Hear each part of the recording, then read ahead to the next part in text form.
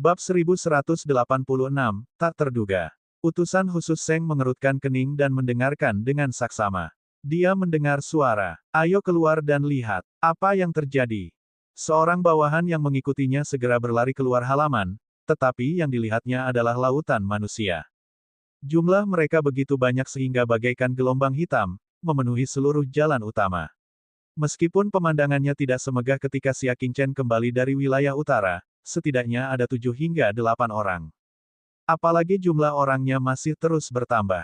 Mereka berteriak bagai tsunami, menuntut pembebasan para tahanan. Beberapa bahkan memasang spanduk, mengutuk kegelapan wilayah dingin itu. Di beberapa tempat bahkan terjadi perbuatan jahat seperti penghancuran, perampokan, dan pembakaran.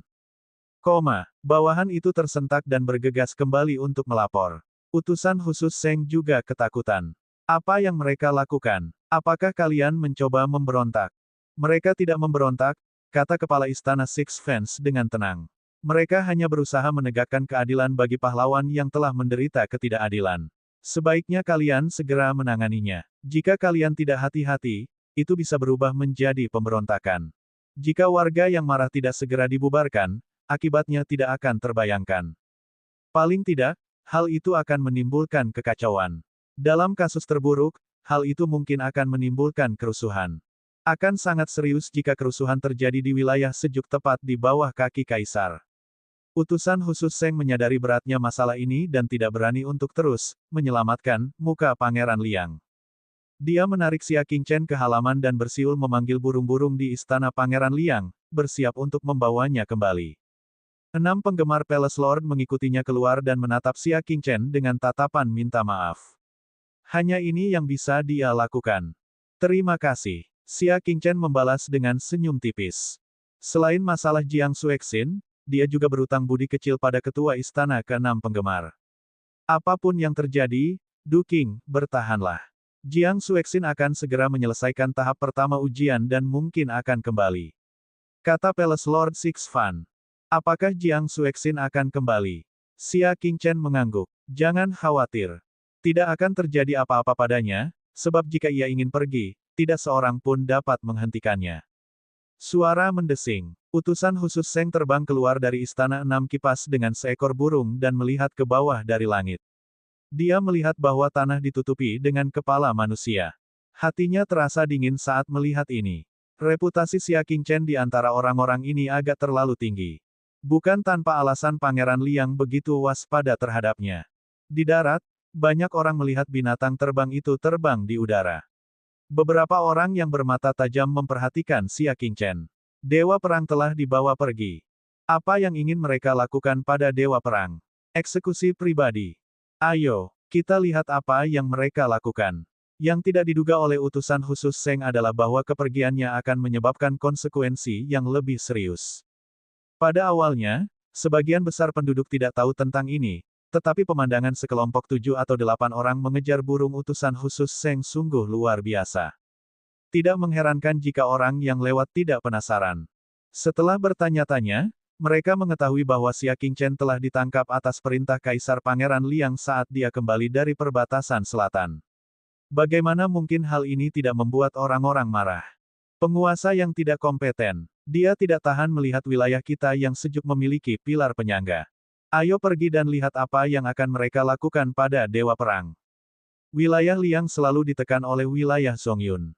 Tambang-tambang di timur jauh telah diduduki, dan sungai-sungai serta gunung-gunung telah diduduki. Para prajurit tentara timur jauh tidak kompeten dan tidak dapat pulih. Dan di perbatasan utara, wilayah Zongyun telah menyerbu dalam skala besar, menyerbu ribuan mil wilayah. Xia Qingchen lah yang muncul entah dari mana dan memimpin pasukan besi tak terkalahkan untuk mengusir wilayah Zongyun 2 kali. Terakhir kali, dia bahkan mengejar jutaan pasukan musuh. Dia tidak hanya merebut kembali perbatasan, tetapi dia juga menyapu bersih depresi selama bertahun-tahun di wilayah Liang. Bagaimana Pangeran Liang memperlakukan Dewa Perang seperti itu? Tidak apa-apa untuk mencabut semua jasanya dan menyerahkannya kepada tentara perbatasan utara. Setelah itu, dia dengan paksa menjodohkan istrinya dengan orang lain. Sekarang Xia Qingchen baru saja kembali dari perbatasan selatan setelah membantu para jenius tertinggi perbatasan selatan memenangkan pertandingan tanding dengan wilayah Launan, dia ditangkap oleh dekrit Pangeran Liang bahkan sebelum dia bisa mendapatkan pijakan yang kuat. Apakah masih ada keadilan di dunia ini? Benarkah? Orang-orang yang selama ini menahan amarahnya tidak dapat lagi menahan amarah mereka. Mereka bergabung dengan kerumunan besar dan membuat kelompok itu semakin besar. Pada saat utusan khusus Seng kembali ke kediaman Pangeran Liang, kerumunan di belakangnya telah mencapai titik di mana dia tidak dapat melihat ujung kerumunan. 4 jalan utama dan 9 jalan kecil dengan kediaman Pangeran Liang di tengahnya semuanya dipenuhi orang. Mereka berteriak dan berteriak, bahkan mulai menyerbu gerbang kediaman Liang Wang. Hati utusan khusus Seng bergetar ketika dia melihat ini. Dia punya firasat buruk bahwa jika dia tidak menangani masalah Xia Qingchen dengan baik, dia benar-benar akan menyebabkan kekacauan besar. Para pengawal di gerbang istana Liang bersikap sangat waspada, senjata mereka terhunus saat mereka dengan gugup menyaksikan kerumunan orang menyerbu ke arah mereka. Apa yang dilakukan utusan khusus Seng hingga menyebabkan begitu banyak orang menyerang kediaman Liang Wang? Para pengawal kediaman Pangeran Liang bergerak serentak untuk menjaga tembok kota, wajah mereka dipenuhi ketakutan. Satu demi satu, burung-burung terbang keluar dari rumah besar itu dan melayang di langit. Di setiap burung, ada elit tingkat bulan yang mengawasi kerumunan. Ekspresi mereka sangat mengerikan. Lalu 3 sinyal emas melesat ke langit dari rumah besar itu. Ini adalah sinyal darurat yang hanya ada di kediaman Pangeran Liang. Sinyal ini hanya akan digunakan saat kediaman Pangeran Liang dalam bahaya besar. Terakhir kali sinyal ini digunakan adalah 20 tahun yang lalu saat gerbang neraka terbuka. Dia tidak berpikir akan menggunakannya hari ini. Legiun Perlindungan Kota di luar kota Liangzhou segera mengerahkan beberapa pasukan untuk memperkuat kota. Di dalam rumah besar, para pelayan dan pembantu rumah tangga berada dalam kekacauan. Para pembantu rumah tangga bersembunyi di dalam rumah dan mendengarkan teriakan-teriakan yang menggetarkan bumi di luar. Mereka berpelukan karena takut.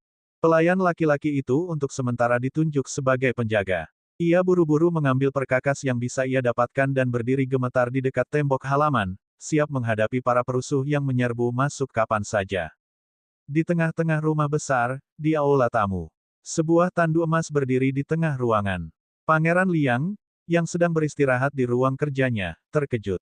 Utusan khusus Seng membungkuk hormat, bahkan tidak berani bernapas dengan keras. Adapun Xia Qingchen, dia ditempatkan dalam tahanan rumah di sebuah kamar pribadi dengan beberapa ahli yang menjaganya. Apa yang sedang kamu lakukan? Bahkan jika Pangeran Liang tidak keluar, dia masih bisa merasakan banyaknya orang di luar. Mungkin setengah dari penduduk kota Liangzhou telah waspada. Selain itu, kata-kata yang paling umum dan paling keras diucapkan adalah, penguasa yang tidak mampu. Dahi utusan khusus Seng dipenuhi keringat. Bahkan melalui tandu, dia bisa membayangkan betapa jeleknya ekspresi Pangeran Liang. Penguasa manakah yang rela disebut sebagai penguasa yang tidak cakap? Subjek Anda sudah sangat berhati-hati. Namun, pengaruh Xia Qingchen terlalu besar. Dia berkata dengan hati-hati. Dengkuran dingin dan penuh arti segera terdengar dari kereta emas itu. Maksudmu, pengaruhnya lebih besar dari pengaruh raja ini. Subjek ini tidak berani. Meskipun utusan khusus Seng mengatakan ini, dia tidak dapat tidak mengakui bahwa setidaknya, pengaruh Xia Qingchen bahkan lebih besar daripada Pangeran Liang di kota Liangzhou. Pangeran Liang merasa terlalu gegabah menangkap Xia Qingchen dengan terburu-buru. Liang Wang, bisakah kau secara pribadi maju ke depan dan meredakan kemarahan massa? Pintanya dengan berani. Kalau orang-orang di luar tidak segera ditenangkan, dengan jumlah orang sebanyak itu, sangat mudah bagi pemberontakan untuk meletus dan menyerang kediaman Pangeran Liang. Jika tidak hati-hati, hal itu dapat menyebabkan pertikaian internal di wilayah Liang dan mengancam kekuasaan keluarga kerajaan. Dalam kasus terburuk, bahkan dapat menyebabkan seluruh wilayah Liang hancur. Bab 1187, Mengipasi Api. Lagi pula, ada banyak orang yang tidak puas dengan Pangeran Liang. Selama bertahun-tahun, mereka mengeluh tentang Liang Jing yang gelap dan busuk. Jika seseorang mengangkat senjata dan menyerukan pemberontakan saat ini, mereka mungkin akan berkumpul. Belum lama ini, Li Linlin, salah satu dari 10 jenderal Legiun Pelindung Kota, dianiaya dan hampir dibunuh oleh orang jahat. Seperti dirinya, ada banyak orang yang mampu menahan rasa sakit karena berada di tempat yang sejuk. Begitu dunia berubah, orang-orang ini akan menjadi yang pertama menanggung beban dan bergabung dalam pemberontakan. Kau ingin raja ini memberi penjelasan pada sekelompok perusuh. Kesombongan dan kemuliaan Pangeran Liang membuatnya secara naluriah menolak. Sebagai penguasa suatu negeri, dia harus menjelaskan secara pribadi kepada rakyatnya. Lalu di mana dia akan menaruh wajahnya? Utusan khusus Seng berlutut dan bersujud. Liang Wang, hanya kamu yang bisa maju sendiri. Dengan kemarahan yang mendidih dari jutaan orang di luar, tidak ada gunanya bagi siapapun untuk turun tangan, bahkan para penguasa 10 istana sekalipun. Pangeran Liang, yang hanya seorang penguasa tingkat pertama, mungkin dapat menaklukkan mereka dan membuat mereka mendengarkan penjelasannya. Tidak masuk akal. Pangeran Liang sangat marah. Dia benar-benar tidak menyangka akan mendapat begitu banyak masalah setelah menangkap Xia Qingchen. Suara mendesing. Kereta emas itu terbang ke udara, menghancurkan atap aula tamu, dan terbang ke gerbang kediaman Pangeran Liang. Cahaya keemasan yang menyilaukan menarik perhatian banyak orang. Pada saat yang sama, banyak kultivator di gerbang rumah besar bergegas maju dan mengepung kereta emas itu. Mereka berteriak kepada orang-orang sejauh yang mereka bisa lihat, Pangeran Liang telah tiba, mengapa kalian tidak berlutut? Kerumunan itu saling memandang. Hanya beberapa pengecut yang berlutut, sementara sisanya berdiri tegak. Dapat dilihat bahwa ketidakpuasan mereka terhadap Pangeran Liang telah berlangsung lama dan bukan sesuatu yang dapat diselesaikan dalam waktu singkat. Apa yang kalian lakukan? Kalian ingin membuat, teriak salah satu pakar. Namun di tengah-tengah kata-katanya, suaranya tertutup oleh suara tenang yang datang dari kereta emas. Diam. Bagaimana mereka bisa memperlakukan orang-orang dengan sangat buruk? Mereka tidak menghormati saya karena saya tidak melakukannya dengan cukup baik. Melalui tirai, Pangeran Liang menatap dingin ke arah ahli itu. Dasar idiot. Pada saat ini, bagaimana mereka bisa memarahi orang-orang karena ingin memberontak? Kalau dia memancing hati mereka yang memberontak dan mereka memutuskan untuk memberontak, apakah ahli ini sanggup menanggung akibatnya? Sekarang, dia harus menenangkan mereka dengan cara yang lembut, bukan dengan menekan atau mengancam mereka. Seperti yang diduga, kata-kata Pangeran Liang berhasil meredam amarah rakyat untuk sementara. Tampaknya Pangeran Liang tidak sebodoh yang dikatakan rumor. Setidaknya dia tahu bahwa dia salah. Liang Wang, tolong beri aku alasan. Mengapa kau menangkap Dewa Perang? Seseorang di kerumunan berteriak. Tatapan mata Pangeran Liang menyapu kerumunan bagaikan sambaran petir dan menangkap seekor anjing yang dengan cepat berlari menjauh dari kerumunan. Tatapannya berubah dingin. Itu pasti anjing Xia Qingchen, kan? Tidak heran berita tentang Xia Qingchen yang diadili di Istana 6 Penggemar telah menyebar. Jadi ternyata anjing inilah yang telah mengipasi api. Akan tetapi, meskipun dia tahu bahwa dendam dapat menimbulkan masalah, dia tidak dapat marah. Jika Kaisar melanggar hukum, dia akan dihukum sama seperti rakyat jelata. Meskipun Xia Qingchen telah memberikan jasa besar kepada negara, ini bukanlah alasan baginya untuk membunuh orang lain tanpa izin. Jika demikian, yang berkuasa dapat membunuh orang-orang biasa, dan wilayah yang sejuk akan berada dalam bahaya, dan negara itu tidak akan lagi menjadi negara. Ketika leluhur pertama dari kerajaan Liang menetapkan sistem leluhur yang ketat, mereka tidak diperbolehkan menggunakan kekuasaan, pengaruh, atau kekuatan mereka untuk membunuh orang. Mereka yang melanggarnya akan dihukum berat menurut hukum. Ini adalah satu-satunya cara untuk memastikan keberlangsungan wilayah kerenku 2 tahun lalu. Mendengar ini, kemarahan banyak orang pun berkurang drastis. Kata-kata Pangeran Liang tidaklah tidak masuk akal. Seniman bela diri dan orang biasa hidup di tanah yang sama, tetapi ada perbedaan besar dalam kekuatan mereka. Jika tidak ada aturan yang membatasi seniman bela diri, orang biasa pasti sudah lama jatuh ke dalam api penyucian di bumi. Meskipun Xia Qingchen telah melakukan perbuatan baik, bukankah dia harus diadili sesuai hukum? Pangeran Liang bertanya dengan suara yang kuat. Ada banyak sekali orang di antara hadirin, dan tidak ada seorang pun yang dapat menyangkalnya. Melihat orang-orang akan diyakinkan, si pendendam tidak segan-segan mengobarkan api. Bukti apa yang kau miliki bahwa Dewa Perang telah membunuh seseorang? Kudengar seseorang yang menaruh dendam terhadap Dewa Perang membuat laporan kosong, tetapi tidak ada bukti substansial. Pangeran Liang terus berbicara tentang hukum, tetapi apakah hukummu adalah sesuatu yang hanya kau ucapkan dengan mulutmu? Banyak orang yang tadinya ingin pergi tiba-tiba tersentak bangun. Benar saja, mereka hampir tertipu oleh kata-kata Pangeran Liang. Untuk beberapa saat, kerumunan menjadi heboh. Tidak buruk. Apakah ada bukti bahwa itu adalah dewa perang? Jangan bilang kalau kamu menyimpulkannya dari kesimpulanmu sendiri. Benar, kami tidak percaya bahwa dewa perang akan membunuh orang-orang tak berdosa. Di dalam kereta emas, Pangeran Liang mengepalkan tinjunya. Melihat orang-orang hendak keluar semua, itu menyebabkan insiden lain. Pangeran Liang tidak punya pilihan lain. Ia terus menjelaskan, Xia Qingchen telah mengakui bahwa ia adalah pelakunya. Pangeran ini merasa sangat menyesal akan hal ini. Mendengar hal itu, terjadilah keributan. Graji semakin mengobarkan api dan berteriak, jadi maksudmu kau tidak punya bukti dan dewa perang telah mengakuinya. Bagaimana kau bisa menjamin bahwa kau tidak memeras pengakuan dengan penyiksaan? Begitu dia mengatakan hal itu, semua orang menyetujuinya. Yup, bukankah kita sudah sepakat soal hukum? Kok cuma ada pengakuan dan tidak ada bukti? Bukti, bukti, kami ingin bukti, bukti, bukti hukum. Titik-titik. Atas dorongan Graji, orang-orang berteriak serempak. Graji berteriak seolah-olah ingin dunia menjadi kacau. Pangeran Liang berkata bahwa kita harus mengikuti hukum, jadi mengapa kamu bersikap sangat tertutup sekarang? Apakah kamu memperlakukan warga AS sebagai orang bodoh? Masa yang marah langsung merasakan hal yang sama. Bukankah begitu? Sebelumnya, Pangeran Liang telah menjelaskan pentingnya hukum kepada mereka dengan tatapan penuh kebenaran. Namun pada akhirnya, dia telah menghukum Xia Qingchen atas kejahatan hanya berdasarkan mulutnya. Saudara-saudara, Pangeran Liang itu bodoh dan egois. Dia bahkan tidak mengampuni pilar pendukung kita. Apa gunanya membiarkan Pangeran Liang seperti itu tetap hidup? Graji mengangkat tangannya dan berteriak di tengah kerumunan, serang.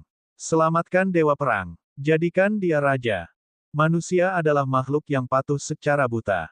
Semakin banyak orangnya, semakin benar hal ini. Masa yang sudah tidak puas menyerbu kediaman Pangeran Liang. Graji ikut bergabung dalam kerumunan sambil berteriak, selamatkan Dewa Perang. Jadikan dia raja. Banyak orang yang tidak puas dengan dunia kerennya langsung merespon. Dewa Perang adalah raja kita. Saudara-saudara, lumpuhkan Pangeran Liang yang bodoh dan tidak kompeten itu dan biarkan Dewa Perang menjadi raja kita. Sorak-sorai pun makin keras dan memberi semangat. Tidak lama kemudian, sejuta orang berteriak bahwa mereka ingin menjadikan Xia Qingchen sebagai raja. Situasinya tak terkendali. Pangeran Liang merasa cemas sekaligus marah. Hasil yang paling tidak ingin ia lihat telah muncul. Jutaan orang telah memberontak dan ingin menggulingkan keluarga kerajaan saat ini. Begitu berita itu menyebar, keempat penjuru dunia yang dingin akan mengikutinya. Pada saat itu, pasukan pemberontak akan bangkit di mana-mana, dan garis keturunan kerajaan Pangeran Liang selama 2000 tahun akan terputus. Ia mengamati kerumunan dengan marah, mencoba menemukan pelakunya. Namun, anjing licik itu telah menggunakan senjata tak kasat mata dan menghilang di antara kerumunan. Dalam situasi yang kacau seperti itu, tidak peduli seberapa kuatnya Pangeran Liang, mustahil baginya untuk menemukan dendam. Dan dia tidak punya energi untuk peduli dengan orang-orang yang pendendam. Sambil menatap kerumunan yang besar, dia berteriak, berhenti. Jangan mau dimanipulasi oleh orang-orang jahat. Bab 1188, meningkatnya niat membunuh. Yang membuat mulutnya berkedut adalah suara anjing itu terdengar lagi dari sudut. Kaulah yang jahat. Kau tidak kompeten, tetapi kau tidak tahan dengan prestise Dewa Perang yang lebih tinggi darimu. Kau sengaja mencoba membunuh Dewa Perang. Gulingkan keluarga kerajaan. Biarkan Dewa Perang yang bijaksana melindungi kita. Pada saat ini, gigi Pangeran Liang gatal karena kebencian. Jika itu ada di depannya, dia pasti akan mengulitinya hidup-hidup dan mencabut urat-uratnya sebelum menggorengnya. Ledakan. Orang-orang bergegas menuju gerbang kediaman Pangeran Liang bagaikan air pasang, dan para pengawal serta pembudidaya bulan kecil semuanya berkeringat. Apa yang harus dia lakukan? Apa yang harus dilakukan? Kalau dia menyerang dan membunuh orang-orang yang menyerangnya, itu pasti akan memicu kerusuhan dan situasi akan benar-benar tidak terkendali. Orang pertama yang melakukan gerakan tersebut pasti akan tercatat dalam sejarah. Akan tetapi, tidak ada seorang pun yang ingin menjadi orang pertama yang bergerak. Pada saat kritis ini, segerombolan bayangan hitam pekat tiba-tiba muncul dari tanah. Jika melihat ke atas, terlihatlah ratusan burung telah tiba di gerbang kediaman Pangeran Liang. Komandan pasukan perlindungan kota, Xi Yanhu, berdiri di sana. Dia berteriak dengan suara yang dalam, pasukan perlindungan kota telah tiba. Jika kamu melangkah maju satu langkah lagi, kamu akan dianggap sebagai pemberontak dan dibunuh di tempat. Bersamaan dengan itu, terdengar tabuhan genderang yang tumpul dan cepat dari belakang orang-orang. Suara terompet yang menandakan berkumpulnya tentara membuat mereka merasa tidak tenang. Ratusan ribu tentara menyerbu dari setiap sudut jalan seperti gelombang perak, menghalangi jalan mundur mereka. Warga yang sedang marah akhirnya tenang dan menghentikan serbuan mereka, terutama yang ada di depan. Mereka adalah yang pertama berhenti karena terhantam momentum orang-orang di belakang mereka dan bahkan terbanting ke tanah, sehingga terjadilah stampede. Selama beberapa saat, hanya orang-orang di tepi jurang yang menangis dan memohon belas kasihan saat mereka menghadapi angkatan darat. Selain itu, keadaan sangat sunyi. Pangeran Liang, para ahli di istana, para pengawal, para pelayan, dan para pembantu semuanya menghela napas lega.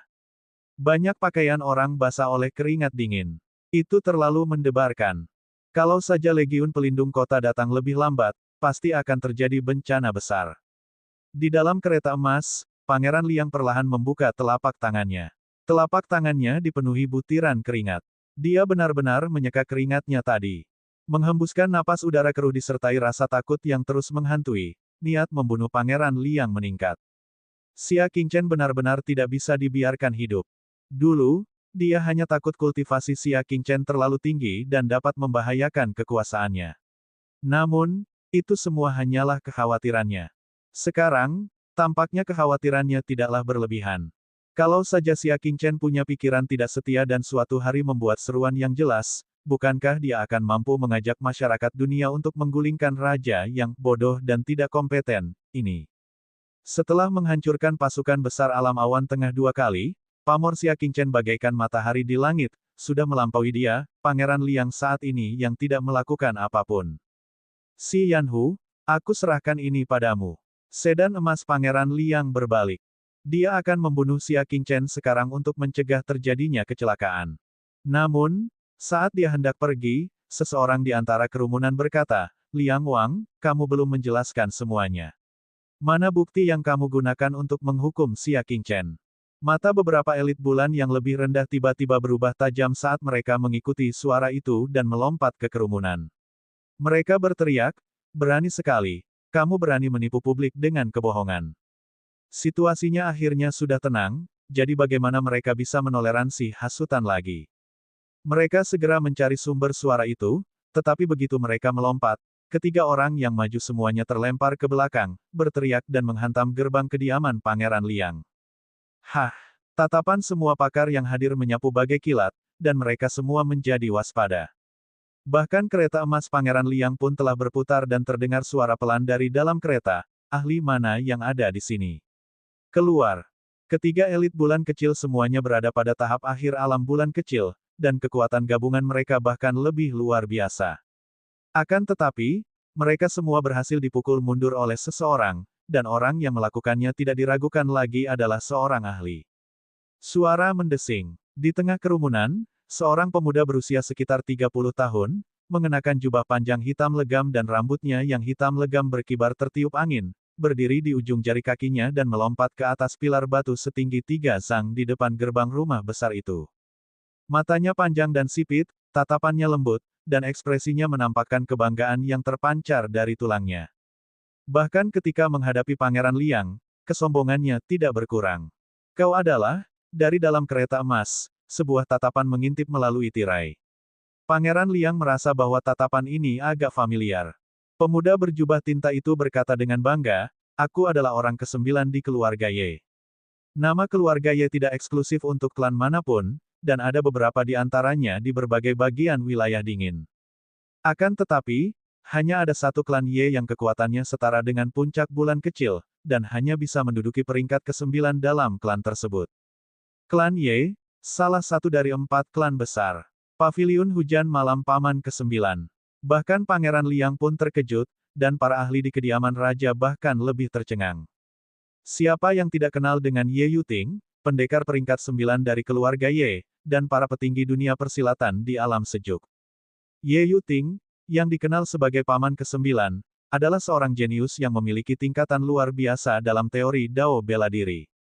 Dalam 10 tahun terakhir, ia telah memecahkan banyak misteri Dao bela diri. Tentu saja, tidak kekurangan orang jenius di wilayah keren. Hal yang paling mengagumkan tentangnya, tentu saja, adalah identitasnya sebagai anggota keluarga Ye. Perlu diketahui bahwa para tetua keluarga Ye hampir tidak pernah menginjakan kaki di benua alam dingin.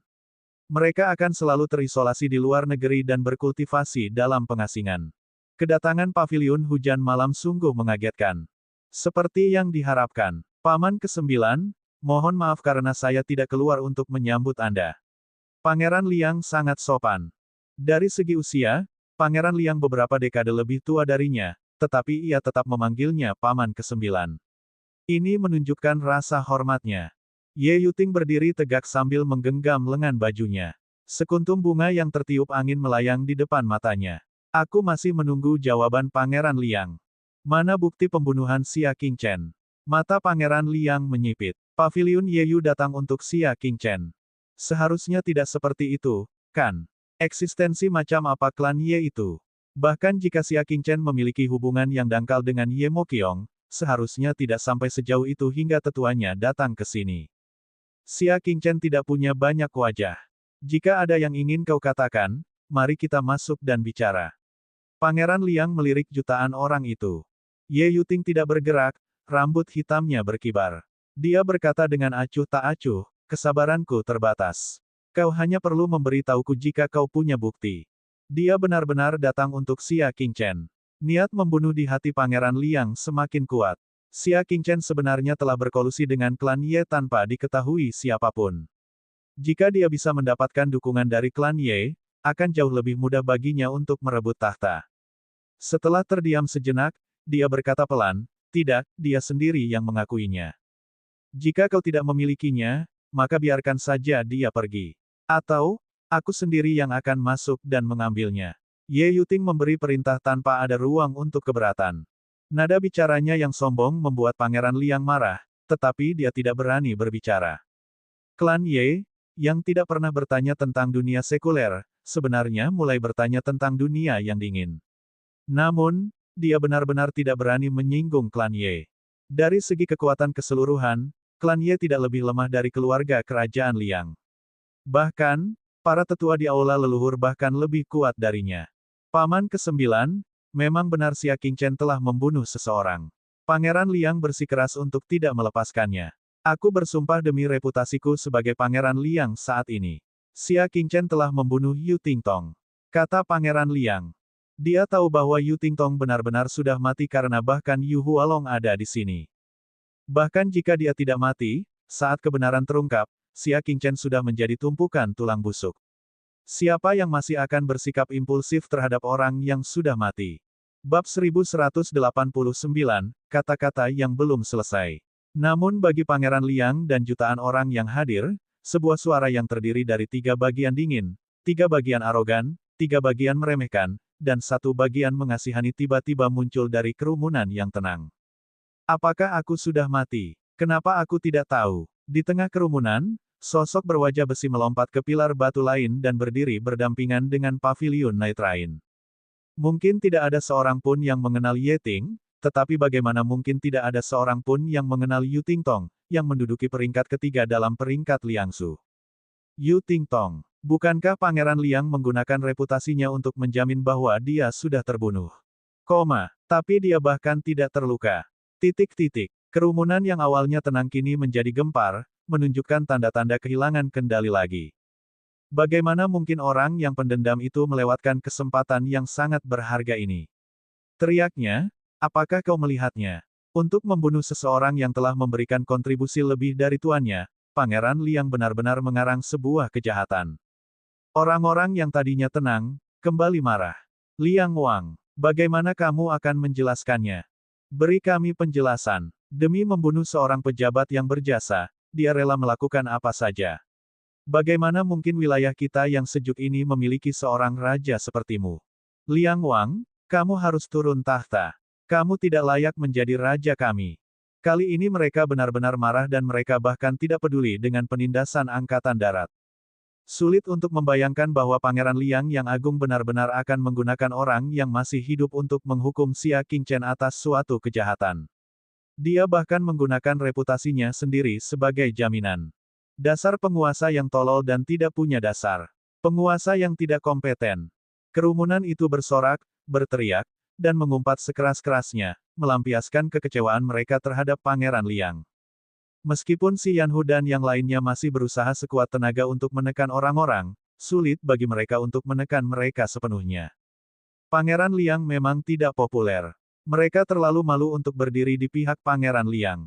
Mata Ye Yuting tenang, tapi suaranya tajam dan luar biasa. Reputasi Pangeran Liang benar-benar tidak berharga. Ketika Pangeran Liang menggunakan reputasinya sebagai jaminan, dia benar-benar mengira Xia Qingchen memiliki kecurigaan membunuh Hua Wenlei. Namun, hasilnya benar-benar tidak terduga. Aku mengatakan ini untuk terakhir kalinya, biarkan dia pergi. Ucapnya tanpa ekspresi. Pangeran Liang duduk di tandunya, kedua tangannya terlipat di belakang punggungnya. Ia tak kuasa menahan gemetar, bukan karena malu, tetapi karena marah. Seng Kuan, apa yang terjadi? Pangeran Liang berteriak dengan suara rendah.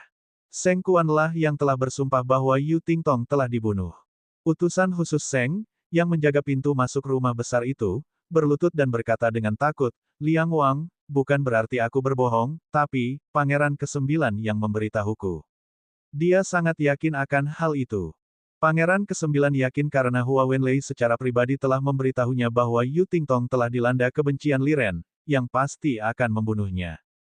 Namun, Pangeran ke-9 tidak pernah menyangka bahwa kebencian yang katanya tidak dapat diselesaikan terhadapnya akan diselesaikan oleh Xia Qingchen. Menipu atas dan bawah, menipu orang suci. Seng Kuan, kematianmu tidak perlu disesali.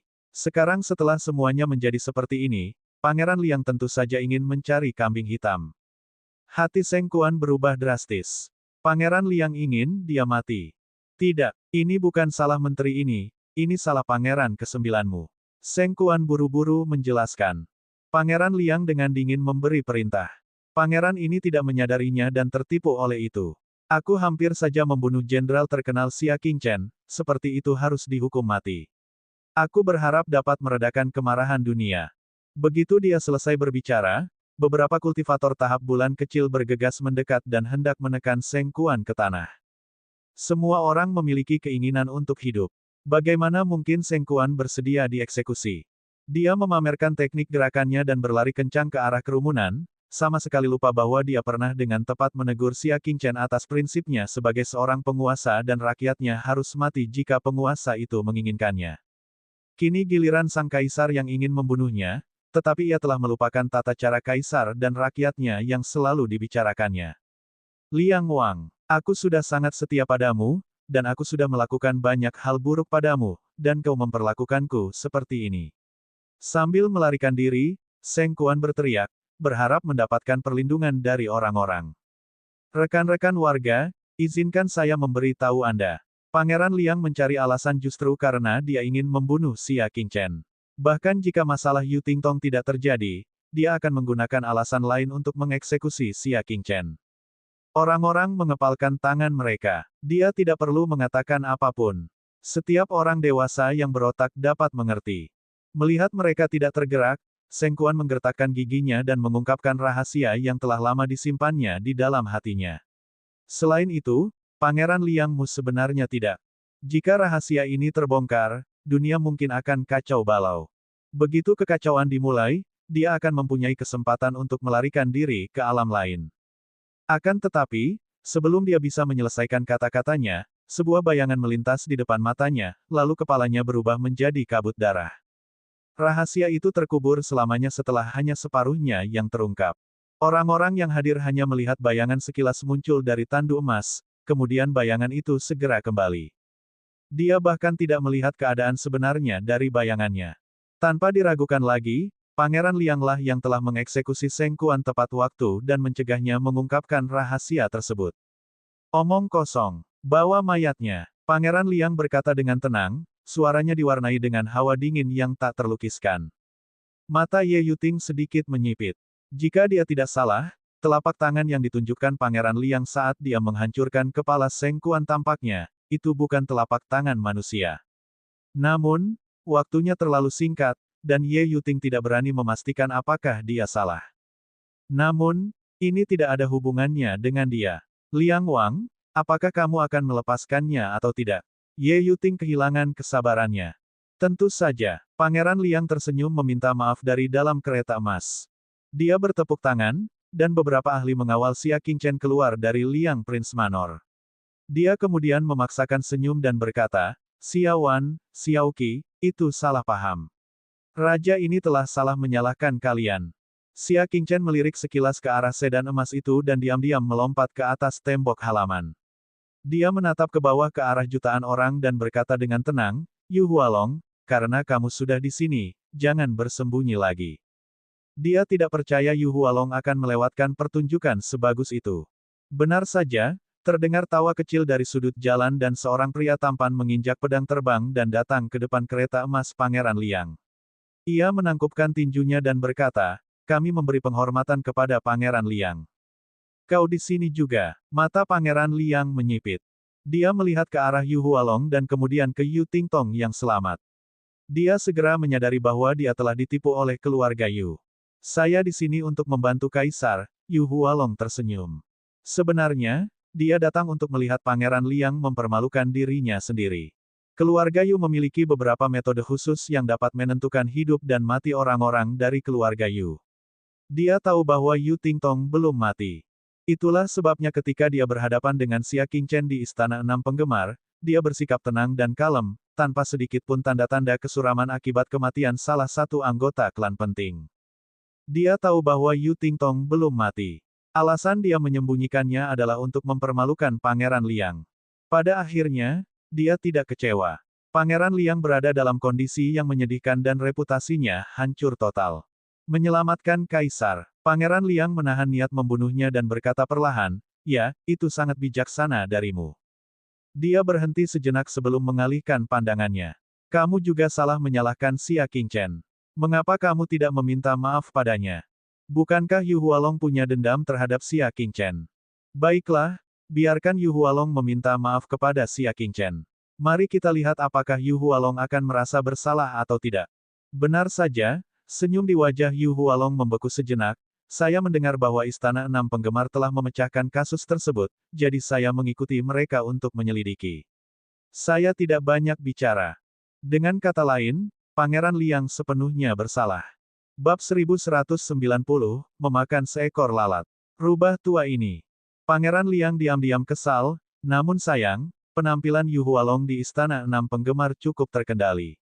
Tepat saat dia hendak menyerah, Xia Qingchen berkata, kamu tidak perlu meminta maaf padaku, tapi kamu harus berterima kasih padaku. Terima kasih. Yu Hualong menatap Xia Qingchen. Dari mana datangnya ucapan terima kasih? Xia Qingchen berkata, akulah yang menyelamatkan nyawa Yu Tingtong. Apakah menurutmu aku harus berterima kasih padamu? Hah. Yu Hualong menatap Yu Tingtong dan diam-diam menatapnya, menyuruhnya untuk tidak mengakuinya. Namun, Yu Tingtong berpura-pura tidak melihat matanya dan berkata di depan umum, aku terluka oleh racun Hua Wenlei. Tuan muda Xia yang menyelamatkanku.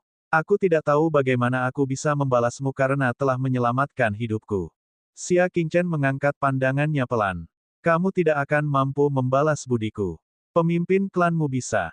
Mendengar ini, Pangeran Liang tertawa dingin dalam hatinya. Mengucapkan terima kasih kepada musuhnya juga merupakan hal yang sangat sulit dilakukan.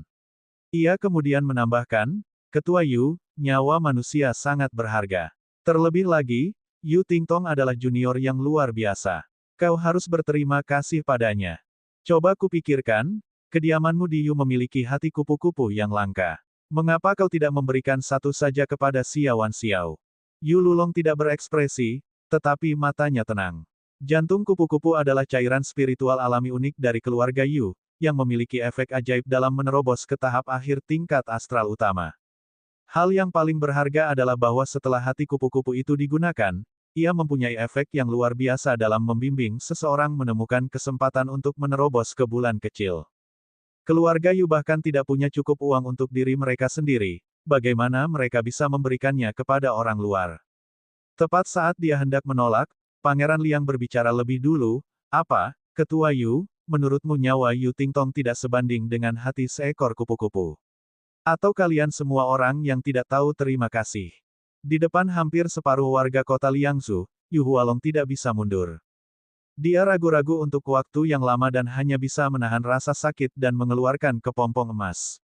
Dia kemudian melemparkannya ke Xia Qingchen dengan senyum di wajahnya. Hehe, kamu harus berterima kasih padaku. Ambillah. Anggaplah itu sebagai anugerah penyelamat hidup bagi generasi muda klan. Hati Pangeran Liang terasa jauh lebih baik. Yu Hualong pasti merasa sangat buruk seolah-olah dia telah memakan semangkuk lalat hidup. Dia tidak hanya harus berterima kasih kepada musuhnya, tetapi dia juga harus memberikan hati kupu-kupu yang bahkan Pangeran Liang tidak dapat memperolehnya. Hehe, berbuat curang terhadapnya, maka dia sendiri yang akan merasakan akibatnya. Xia Qingchen mengangkat tangannya dan meraih kepompong itu. Aku tidak akan bersikap sopan. Dia menoleh ke arah kerumunan. Terima kasih telah mendukungku. Aku akan mengingatnya. Kalian boleh pergi sekarang. Orang-orang bubar karena gembira. Pemberontakan yang berlangsung sepanjang malam akhirnya berakhir. Baik Pangeran Liang maupun tentara telah benar-benar menenangkan pikiran mereka yang tegang. Kereta emas Pangeran Liang perlahan bergerak menuju kediaman Pangeran Liang. Dari dalam, suara berat Pangeran Liang terdengar. Xiaowan Xiaoqi, kau melakukannya dengan baik kali ini. Raja ini memiliki ingatan yang mendalam tentang itu. Siapapun yang memiliki sedikit kecerdasan akan dapat mengetahui bahwa Pangeran Liang cemburu pada Xia Qingchen karena menghasut jutaan orang untuk menyerang kediaman raja. Xia Qingchen tidak bersikap seperti budak atau sombong. Terima kasih atas pujianmu, Pangeran Liang. Namun, semua ini berkat Pangeran Liang. Jika bukan karena ketidaksabaran Pangeran Liang, apakah bencana seperti ini akan terjadi? Hehe, tidak perlu berterima kasih padaku. Pangeran Liang tertawa datar. Kereta emas itu menghilang ke langit dengan sekejap. Pada akhirnya, Yu Hualong yang tertinggal, melirik pedang di pinggang Xia Qingchen dan berjalan mendekati Yu Tingtong. Dia menatapnya dengan tatapan dingin sejenak, lalu berkata dengan suara yang dalam, ikuti aku kembali ke kediamanku. Yu Tingtong menundukkan kepalanya. Dia tahu hukuman macam apa yang akan dia hadapi setelah kembali ke kediaman. Namun, ketika dia melirik Xia Qingchen dari sudut matanya, dia tidak merasa menyesal. Dia harus membalas budi yang dimilikinya, bukan? Akhirnya, Xia Qingchen melirik paviliun hujan malam di pilar batu sebelum mengalihkan pandangannya. Dia langsung menuju kediaman Putri Yanyu. Dia telah berjanji untuk berpartisipasi dalam perburuan kerajaan untuk Putri Yanyu. Ye Yuting dengan cepat terbang turun dan berdiri di depannya. Dia membungkuk dan berkata, Tuan Xia, mohon maaf atas kekasaran saya. Saya minta maaf atas tindakan saya yang dangkal di masa lalu. Xia Qingchen berjalan memutarinya dan berkata dengan tenang, tidak perlu, aku hanya orang biasa, aku tidak bisa menerima hadiah besar dari klan Yemu. Ye Yuting tersenyum getir. Dia tahu bahwa dia telah menyinggung Xia Qingchen terlalu banyak saat itu. Tidak akan mudah untuk meminta maaf padanya lagi. Tuan Xia, mengingat bagaimana aku memohon padamu di hadapan Pangeran Liang, bisakah kau memberiku kesempatan untuk meminta maaf? Ye Yuting menyusulnya dan memohon. Xia Qingchen bahkan tidak menoleh. Jika kamu tidak datang, Pangeran Liang tidak akan bisa melakukan apapun padaku. Jangan lupa, markas besar Menara Pendengar Salju berada tepat di seberang kediaman Pangeran Liang, dan ada lebih banyak pakar di sana daripada di perbatasan selatan. Selama dia memberi perintah, akan ada ahli dari Menara Pendengar Salju yang datang untuk menyelamatkannya. Akan tetapi, tindakan itu hanya akan mengungkap identitasnya sebagai kepala Menara Pendengar Salju. Tanpa daya, Ye Yuting mengikutinya dari belakang, menjaga jarak darinya. Dia merasa kesal dan tidak tahu bagaimana caranya agar Xia Qingchen memaafkannya. Ketika mereka melewati dermaga kecil tempat sebuah kapal berlabuh, Night Rain Pavilion sepertinya menyadari sesuatu, dan matanya tiba-tiba menyipit. Ada perahu-perahu berjubah hitam berbagai ukuran di dekat dermaga. Di bagian depan salah satu perahu, seorang pria berjubah jerami sedang duduk bersila dan memancing. Ketika Xia Qingchen lewat, sosok berjubah jerami itu tiba-tiba berbicara. Suaranya dingin dan tenang. Itu sebenarnya seorang wanita. Tuan muda, apakah Anda pernah menyesali sesuatu? Xia Qingchen menghentikan langkahnya dan melirik sekilas, menatap pria berjubah jerami itu dengan makna yang dalam di matanya. Memangnya kenapa kalau aku punya, dan memangnya kenapa kalau aku tidak punya? Wanita berjubah jerami itu tiba-tiba membalikkan tangannya dan mengangkat tongkat pancingnya. Dia berhasil menangkap 3 orang pria bertopeng hitam dari dalam air. Basis kultivasi mereka semuanya adalah yang terbaik, dan semuanya berada di puncak bulan kecil. Setelah mereka bertiga keluar dari air, mereka semua melompat dan menyerang Xia Qingchen bersama-sama.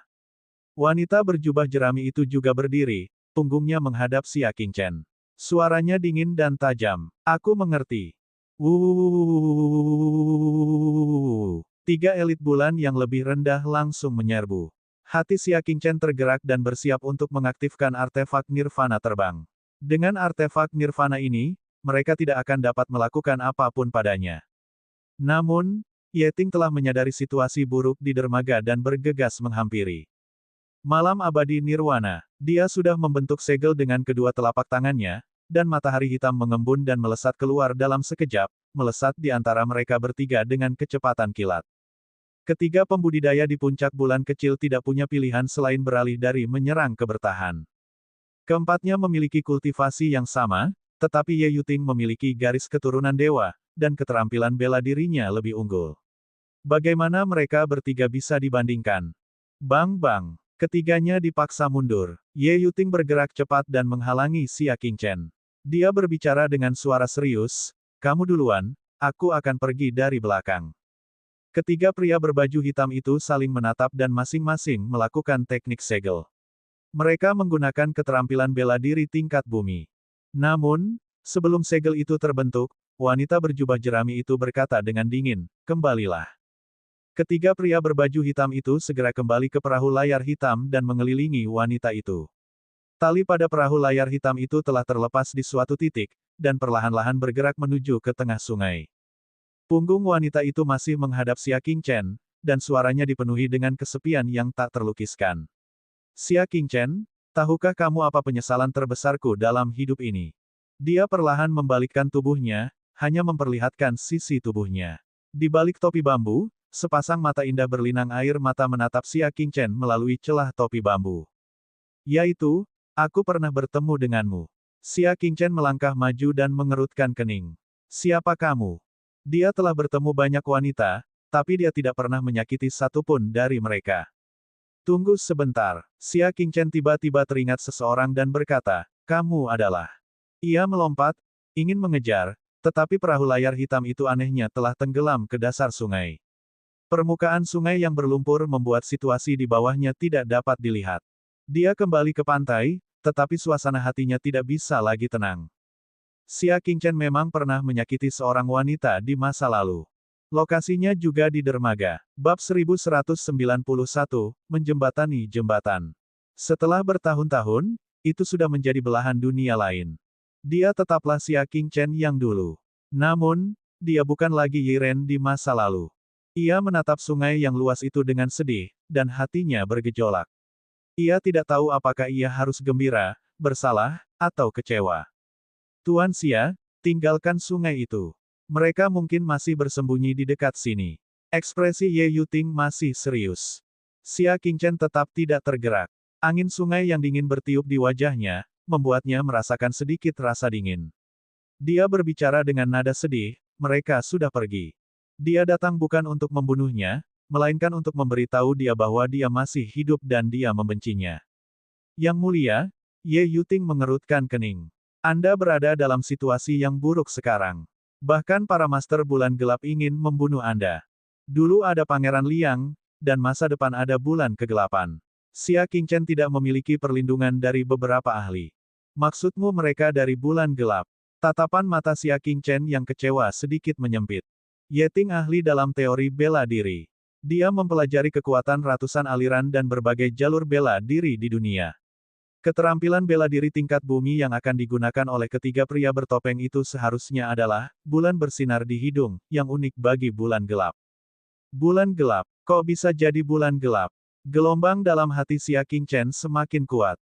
Gadis yang lembut dan lemah itu benar-benar telah bergabung dengan bulan gelap dan bahkan mampu memimpin tiga elit bulan yang lebih rendah. Dia berdiri di tepi pantai dan merenung cukup lama sebelum pergi. Ye Yuting mengikuti di belakang dan merekomendasikan dirinya sendiri. "Tuan Xia, klan Ye bersedia memberimu perlindungan seorang ahli." Karena dia telah melakukan yang terbaik untuk menyelamatkan Kaisar, Xia Qingchen tidak menolaknya kali ini. "Mengapa kamu mencariku lagi?" Xia Qingchen bertanya sambil berjalan. Ye Yuting tampak malu. Ia teringat bagaimana ia telah menghancurkan bagian kedua dari gulungan itu karena ketidaktahuannya saat itu dan sekarang menundukkan kepalanya untuk meminta kepada seseorang. Ia merasa semakin malu. Namun, ia telah ditundukkan oleh seni bela diri duniawi Xia Qingchen dan tidak lagi memiliki kesombongan. Muridmu menghancurkan separuh kedua teknik pembukaan meridian. Tolong ajari aku lagi. Muridmu siap mendengarkan. Ye Yuting berkata dengan rendah hati. Di depan orang lain, dia bisa memperlakukan mereka dengan arogan. Bahkan jika itu adalah Liang Wang, dia tidak bisa menempatkannya di matanya. Hanya Xia Qingchen, seorang tokoh dengan pencapaian yang menggemparkan dunia dalam teori Dao bela diri, yang harus tetap sangat rendah hati. Jadi itu karena bagian kedua dari gulungan itu hancur. Xia Qingchen tidak terkejut. Sangat mudah bagiku untuk membuat yang lain. Namun, aku sudah memberikannya kepadamu secara gratis. Jika kamu menginginkannya lagi, itu tidak akan gratis. Ye Yuting sangat gembira. Klan Ye mereka tidak takut, mahal. Mereka hanya takut Xia Qingchen tidak akan memberikannya kepada mereka sama sekali. Silakan bicara, tuanku. Saya pasti akan memberikannya kepada Anda selama masih dalam kekuasaan saya. Kata Ye Ting. Xia Qingchen menghentikan langkahnya. Banyak ahli. Ye Yuting mengira Xia Qingchen membutuhkan seseorang untuk melindunginya dan menghela napas lega. Bagus. Aku hanya tidak tahu seberapa terampilnya guru itu. Setidaknya puncak bulan kecil, dan setidaknya 3 elit bulan tengah. Apa? Ye Yuting mendecak lidahnya lalu tersenyum pahit, yang mulia pasti bercanda. Aku adalah master bulan tingkat rendah dan dapat melindungimu, tetapi master bulan tingkat menengah melibatkan leluhur lama dan leluhur besar klan Ye. Mereka tidak akan pernah tunduk untuk melindungimu. Tidak peduli seberapa besar klan Ye membutuhkan teknik kultivasi, mustahil bagi mereka untuk mengorbankan martabat leluhur agung mereka dan datang untuk melindungi Xia Qingchen. Aku tidak meminta keluargamu Ye untuk datang. Sebaliknya, aku meminta mereka untuk membangun jembatan untuk kita. Xia Qingchen menjawab, kamu hanya perlu mengundang mereka keluar. Orang-orangku akan berbicara dengan mereka. Apakah mereka berhasil atau tidak adalah urusan kita. Hanya sebuah jembatan. Ye Yuting menghela napas lega. Masih ada sedikit harapan. Dengan 3 elit tingkat bulan tengah, mungkin agak sulit, tetapi dengan status klan Yeku, kita bisa mencobanya. Selain 10 kepala istana, memang ada 2 kultivator bulan tengah di alam dingin. Namun, mereka sudah lama tidak peduli dengan urusan duniawi. Sulit bagi orang biasa untuk menemukan mereka, apalagi meminta mereka keluar dan berbicara. Namun, jika Tuan Xia ingin meyakinkan mereka untuk melindungimu, aku khawatir itu akan sangat sulit. Dia berkata bahwa itu akan sulit, tetapi itu masih merupakan perkiraan yang optimis. Selama mereka mencapai level bulan tengah, mereka praktis tidak memiliki keinginan, dan hanya fokus pada seni bela diri. Sulit untuk membujuk mereka dengan uang. Alam bulan kecil mungkin memiliki beberapa persyaratan, tetapi alam bulan tengah mungkin tidak. Kamu tidak perlu peduli dengan hasilnya, bawa saja orang itu untuk bertemu. Xia Qingchen berbicara dengan percaya diri. Selain itu, cobalah yang terbaik untuk memberitahuku berbagai informasi tentang mereka secara terperinci. Ye Ting mengangguk dan menjelaskan semua yang diketahuinya. Mereka berdua mengobrol sambil berjalan hingga tiba di kediaman Putri Yanyu. Begitulah situasinya. Saya butuh beberapa bulan untuk mengundang mereka datang satu persatu. Ye Yuting menghitung waktunya. Xia Qingchen menjawab, 4 bulan paling lama. Kamu harus menyelesaikannya. Setelah selesai, aku akan memberimu bagian kedua dari gulungan itu. Terima kasih banyak. Ye Yuting merasa senang. Meskipun sulit, masih ada harapan. Tuan Xia, mohon buat persiapan yang diperlukan dan hubungi orang-orang itu kapan saja. Baiklah, silakan. Jawab Xia Qingchen. Setelah melihat kepergian Ye Yuting, dia berbalik dan tiba di depan kediaman Putri Yanyu. Pintunya tertutup rapat dan para pengawal istana Pangeran Liang mengepung pintu. Tidak heran Xia Qingchen dijebak, dan Putri Yanyu tidak menunjukkan wajahnya. Jadi ternyata dia berada dalam tahanan rumah oleh Pangeran Liang. Dia tidak ingin putrinya terlalu dekat dengan Xia Qingchen. Setelah merenung sejenak, Xia Qingchen mengeluarkan artefak tembus pandangnya dan memasuki kediaman dalam keadaan tak terlihat, tiba di depan bangunan kecil milik Xia Yuan dan Xia Jie. Tepat saat dia hendak masuk, dia mendengar sebagian percakapan dengan mata dan telinganya yang sensitif. Kakak, Aku bermimpi tadi malam. Aku bermimpi Curan berdiri di depan tempat tidurku. Aku ingin berbicara, tetapi pandanganku menjadi gelap, kata Bibi Xiajie dengan sedih dan emosional. Aku tidak tahu apakah itu mimpi. Aku terus merasa seperti dia sedang duduk di samping tempat tidur dan tidak pergi sampai fajar. Xiajie sedikit bingung. Dalam mimpinya, dia merasa ada yang menyentuh wajah dan dahinya.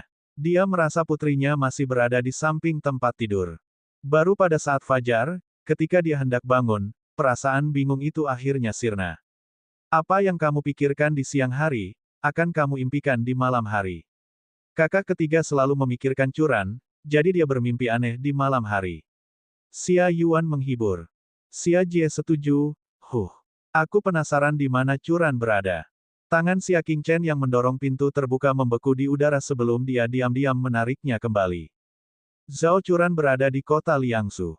Dia baru saja melihatnya. Tadi malam bukanlah mimpi bagi Xia Jie. Zhao Curan benar-benar datang mengunjunginya. Dia teringat surat yang dikirim wanita itu kepada keluarganya, menanyai semua orang karena khawatir, dan hanya mengabaikan Xia Qingchen. Dia lalu teringat kalimat yang diucapkan wanita itu sebelumnya, hal yang paling aku sesali dalam hidupku adalah bertemu denganmu. Hatinya sedikit tergerak saat dia diam-diam berbalik dan tiba di depan paviliun Putri Yanyu.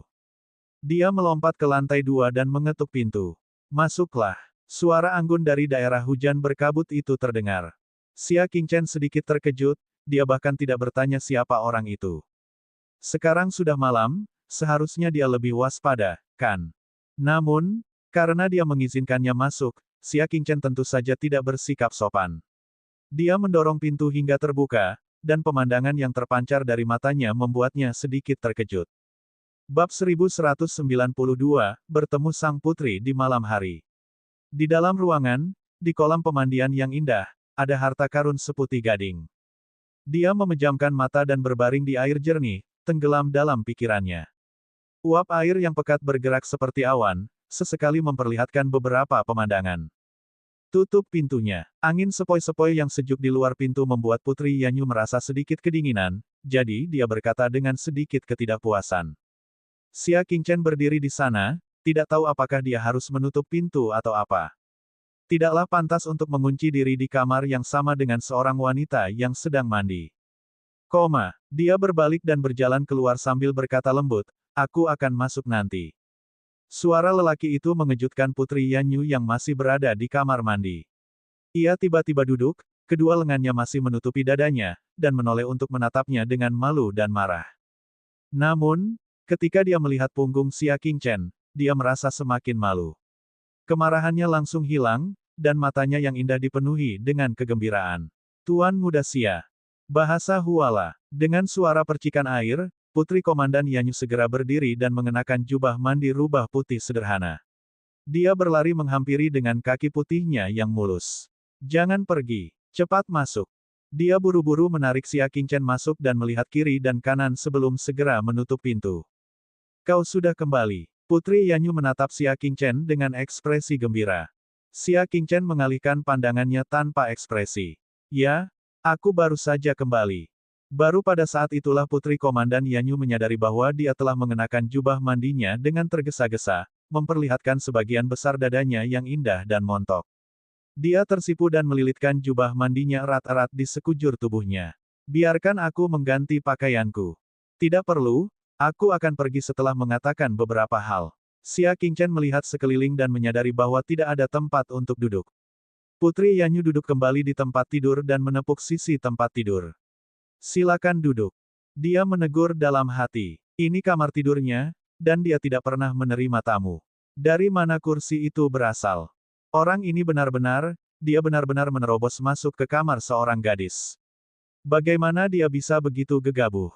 Namun, dia tidak menyalahkannya. Sebaliknya, dia merasakan kemanisan dan kegembiraan yang tak terjelaskan, seolah-olah dia telah mencuri sebuah apel dari rumah tetangga, dan jantungnya berdebar kencang tanpa henti. Xia Qingchen merasa tidak berdaya dan duduk di sampingnya. Dia langsung ke intinya dan berkata, kau tahu apa yang terjadi di luar, kan? Duduk berdampingan dengan Xia Qingchen di depan tempat tidur, Putri Yanyu sudah bisa merasakan panas yang terpancar dari tubuh Xia Qingchen. Dia juga bisa mendengar napasnya yang stabil dan kuat. Jantungnya serasa mau copot dari tenggorokannya, bahkan nafasnya pun tak teratur, seakan-akan dia mau mati lemas. Saya tahu, tetapi saya sedang dalam tahanan rumah dan tidak bisa membantu, katanya dengan khawatir. Xia Qingchen tidak keberatan. Pikiran ini saja sudah cukup baginya. Kalau begitu, apakah kamu masih ingin aku membantumu berpartisipasi dalam perburuan kerajaan? Hubungannya dengan Pangeran Liang telah mencapai titik beku. Sekarang Putri Yanyu telah mengundang Xia Qingchen untuk membantunya, tidak sulit untuk mengetahui bagaimana Pangeran Liang akan memandangnya. Kemungkinan besar, semakin banyak Xia Qingchen menang untuk Putri Yanyu selama perburuan kerajaan, semakin besar pula ketidaksukaan Pangeran Liang padanya. Ini benar-benar berbeda dari niat awalnya untuk memperjuangkan tahta melalui perburuan kerajaan. Tentu saja, Putri Komandan Yanyu menganggukkan kepalanya berulang kali tanpa berpikir. Rona merah samar melintas di wajah cantiknya. Xia Qingchen tercengang. Kamu harus mempertimbangkan ini dengan saksama. Posisiku saat ini hanya akan membawa dampak negatif kepadamu. Aku hanya ingin memenangkan mahkota perburuan kerajaan. Putri Komandan Yanyu tersenyum. Setelah terdiam sejenak, Xia Qingchen mengangguk. Karena kamu sudah memutuskan, aku akan menepati janjiku. Sebagai hadiah karena melindungi ayah dan bibinya, dia akan berpartisipasi dalam perburuan kerajaan untuknya dan memenangkan mahkota. Benar sekali, apakah kamu sudah menemukan bintang lian? Putri Komandan Yanyu tiba-tiba teringat dan langsung bertanya. Sedikit kekhawatiran terpancar dari raut wajah Xia Qingchen. Keberadaannya tidak diketahui. Dia bertanya-tanya apakah Lian Xing aman dan sehat. Ekspresi wajah Putri Yanyu berubah muram. Dia tahu bahwa Lian Xing adalah seseorang yang telah lama berada di sisi Xia Qingchen. Dia adalah gadis yang sangat dia sayangi. Saya melihat bahwa Lian Xing adalah seorang gadis yang beruntung dan dicintai oleh langit dan bumi. Dia akan baik-baik saja. Dia mendekat dan menepuk bahunya, menghiburnya dengan lembut. Aku harap begitu. Xia Qingchen menghela napas. Aku harap begitu. Dia melirik ke samping dan menemukan wajah Putri Komandan Yanyu yang terselubung berada tepat di depannya. Sepasang mata yang indah menatapnya. Xia Qingchen merasa sedikit tidak wajar. Dia membungkuk dan berkata, aku akan kembali dulu. Aku akan kembali untuk berburu kerajaan. Namun, saat dia menekuk lututnya dan hendak berdiri, Putri Yanyu meraih lengannya dan berkata, apakah tidak ada hal lain yang bisa kita bicarakan selain urusan serius? Dia menariknya pelan-pelan, tetapi siapa sangka ketika Xia Qingchen baru saja membungkuk untuk berdiri, dia tidak punya tempat untuk meletakkan kakinya, malah ditarik ke belakang. Secara kebetulan, kaki kanannya tersandung kaki kanan Putri Yanyu, dan dia langsung terjatuh kembali ke tempat tidur. Secara naluriah dia berbalik dan menerkam tempat tidur. Pada saat yang sama, Putri Yanyu yang berada di bawahnya juga ikut terdorong ke bawah. Ah! Dia berteriak tanpa sadar, tetapi dengan cepat menutupi bibir merahnya. Matanya melebar dan dipenuhi dengan tatapan yang sangat merah. Melihat Xia Qingchen yang begitu dekat dengannya, hidung mereka hampir bersentuhan, dan merasakan beratnya tubuh seorang pria, Putri Yanyu menggigil. Butiran-butiran merah muda muncul di kulitnya yang seputih salju. Dengan sekali pandang, kulitnya semerah bunga persik. Kamu, cepatlah bangun. Kerudung di wajah Putri Yanyu tidak bisa menyembunyikan kemerahan di wajahnya. Suaranya bergetar saat dia berbicara. Xia Qingchen menopang tubuhnya dengan lengannya, bersiap untuk bangkit dari tubuhnya. Namun siapa sangka, pada saat ini, suara sarkastis Grudge terdengar dari luar pintu. Hei, Tuan Chen. Penampilanku hari ini tidak buruk, kan? Tidakkah kau lihat hidung Pangeran Liang bengkok karena marah? Haha. Ah, mata anjingku. Grudge kembali sadar dan buru-buru menutupi kedua mata anjingnya. Apa yang kulakukan di sini? Di mana tempat ini? Kenapa aku tidak bisa melihat apapun? Mengapa langit begitu gelap? Sambil berbicara, dia mengeluarkan sebatang tongkat, meletakkannya di tanah, lalu perlahan-lahan berjalan keluar. Xia Qingchen bangkit dan berkata dengan nada kesal, kemarilah. Grudge tidak berhenti. Sebaliknya, ia melempar tongkat orang buta itu dan lari. Sambil berlari, ia berteriak, Tuan Chen, aku tidak melihat apapun. Aku benar-benar tidak melihat apapun. Putri Komandan Yanyu bangkit dan menutupi wajahnya. Dia mendesak dengan malu-malu, cepat tutup mulutnya, para pelayan akan mendengarnya. Di sebelah kamar kerjanya ada kamar pembantu tua. Grudge berteriak-teriak, takut mereka tidak bisa mendengarnya. Xia Qingchen berteriak, kau sudah mendengarnya. Masih belum datang. Graji takut Xia Qingchen akan membunuh anjing itu untuk membungkamnya, jadi anjing itu terus memohon belas kasihan. Tuan Chen, aku akan merahasiakannya. Aku tidak akan memberitahu siapapun tentang Anda yang menerobos masuk ke kamar Putri Yanyu. Bab 1193, mengambil kesalahan dengan kekuatan. Aku juga tidak ingin mengungkap bahwa Putri Yanyu hanya mengenakan jubah mandi, dan aku juga tidak ingin mengungkap bahwa kau telah menekannya ke tempat tidur. Aku janji. Aku bersumpah pada semua wanita jalang di langit. Tuan Chen, ada apa? Kenapa wajahmu jadi hijau? Tuan Chen, apa yang kau lakukan dengan tongkat itu? Tuan Chen, aku salah. Tidak lama kemudian, Graji tergeletak di tanah dan menutupi pantatnya yang merah dengan air mata yang mengalir di wajahnya. Saya menyesal memiliki mata anjing yang bagus dan melihat sesuatu yang seharusnya tidak saya lihat. Xia Qingchen menyingkirkan tongkatnya. Ketika mendengar suara langkah kaki yang kacau di kamar sebelah, dia langsung marah, ingin pergi sebelum para pelayan tua itu datang. Anjing sialan ini, suaranya berisik sekali sampai seluruh gedung bisa mendengarnya. Jika Xia Qingchen tertangkap oleh mereka, dia tidak akan bisa membersihkan namanya bahkan jika dia melompat ke Sungai Kuning. Ayo pergi. Dia menahan kesal dan bersiap untuk pergi ketika ketukan di pintu terdengar, menyebabkan langkah kaki Xia Qingchen terhenti. Begitu cepat, Putri Komandan Yanyu juga panik. Jika para pelayan melihatnya, berita itu akan menyebar ke seluruh kota Liangzhu besok. Dia melihat sekelilingnya, tetapi hidupnya selalu sederhana, dan perabotan di kamar tidurnya sederhana. Tidak ada tempat untuk menyembunyikan orang sama sekali. Mendengar ketukan pintu yang semakin keras, sebuah ide terlintas di benak Putri Yanyu. Dia mengangkat selimut dan merangkak ke dalam kamar. Setelah itu, dia melambaikan tangannya ke arah Xia Qingchen. Maksudnya adalah membiarkan Xia Qingchen bersembunyi di sini. Bagaimana mungkin Xia Qingchen rela tidur sekamar dengan Putri Yanyu? Kalau sampai ketahuan, dia benar-benar tidak akan bisa menjelaskannya. Dia mengeluarkan artefak nirvana yang tak terlihat dan memakainya, lalu menghilang. Melihat ini, Putri Yanyu menghela napas lega. Dia berpura-pura tenang dan mengambil sebuah buku. Masuklah. Berderak. Pintu didorong terbuka. Putri Yanyu menatap buku itu dan berkata, ada apa? Namun, tidak ada jawaban. Putri Yanyu tidak bisa menahan diri untuk tidak melirik ke samping, tetapi apa yang dilihatnya membuatnya takut. Lian, bintang yang menyedihkan. Orang yang datang bukanlah ibunya atau pembantunya, tetapi Zhang Lianxing yang telah lama hilang. Dia tercengang melihat Lianxing berjalan mendekat dengan mata menyipit. Dia segera berdiri dan melangkah maju dengan gembira. Lianxing, kamu baik-baik saja. Dia sama sekali tidak berani mempercayai bahwa Zhang Lianxing, yang berusaha keras dicari oleh Xia Qingchen, benar-benar muncul di kamar kerjanya. Lianxing menyipitkan matanya dan melihat sekeliling ruangan seolah-olah dia datang ke sini untuk menangkap seorang pezina. Aku datang bukan untuk mencarimu, aku datang untuk mencari sialang. Jantung Putri Komandan Yanyu berdebar kencang. Jantungnya berdebar kencang saat dia mengalihkan pandangan dengan rasa bersalah. Xia, Tuan Muda Xia, mengapa Anda datang ke tempatku? Lianxing hanya tertawa tanpa berkata apa-apa. Dia tertawa sangat keras hingga jantung Putri Yanyu terasa lemah. Tuan Muda Xia tidak ada di kamarku. Sekarang sudah larut malam. Haruskah aku menyiapkan tempat untuk Nona Lianxing untuk menginap?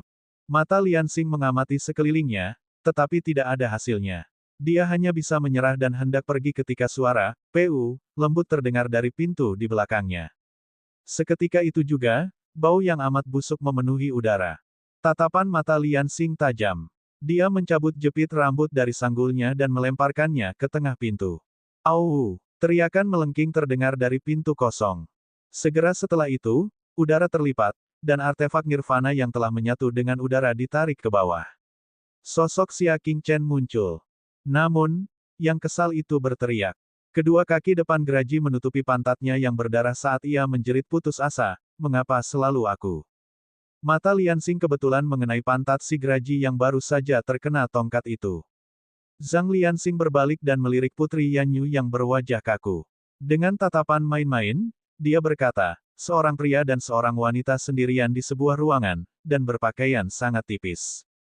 Dia melirik dada Putri Yanyu. Lekuk di sana jauh lebih besar daripada saat dia baru terbentuk. Vixen. Liansing bergumam dengan suara lembut. Dia kemudian berbalik dan menatap Xia Qingchen dengan kepahitan yang tersembunyi. Sialang tidak peduli dengan hidupku. Dia sudah menghilang selama sebulan, dan Xia Qingchen masih saja berniat menggoda putri ini di kamarnya. Jika aku tahu, aku tidak akan kembali. Xia Qingchen merasa malu dan berkata, aku di sini untuk membalas dendam. Dia mabuk dan berlari ke kamar sang putri untuk membuat masalah. Aku diperintahkan untuk membawanya pergi, tetapi aku tidak berharap untuk melihatmu, jadi aku hanya bisa bersembunyi. Benarkah? Liansing menatapnya dengan curiga. Graji tercengang, meong. Apa hubungannya dengan itu? Jelas Lord Chen dan sang putri yang ada di tempat tidur. Itu hanya seekor anak anjing yang lewat. Tidak, Graji membela diri dengan benar. Ia tidak bersalah sepanjang hidupnya, bagaimana mungkin ia bisa menanggung keluhan yang tidak bersalah? Baru ketika ia melihat sekilas tatapan peringatan Xia Qingchen, ia menggigil dan buru-buru mengubah kata-katanya. Tidak, aku tidak mabuk, aku tidak mabuk, aku tidak mabuk. Ia melambaikan tangan dan kakinya dan berbaring di tanah dalam keadaan mabuk. Ia membuka matanya yang berkaca-kaca dan berkata dengan cara yang konyol, kenapa aku pikir aku melihat bocah itu? Apakah dia mabuk? Tidak, aku tidak mabuk, aku tidak mabuk. Celepuk. Graji meneriakkan beberapa patah kata dan, mabuk, di tanah. Sebelum jatuh ke tanah, benda itu menatap tajam ke arah Tuan Chen. Tuan Chen, hanya ini yang bisa kulakukan untukmu. Setelah dia selesai berbicara, dia pingsan total.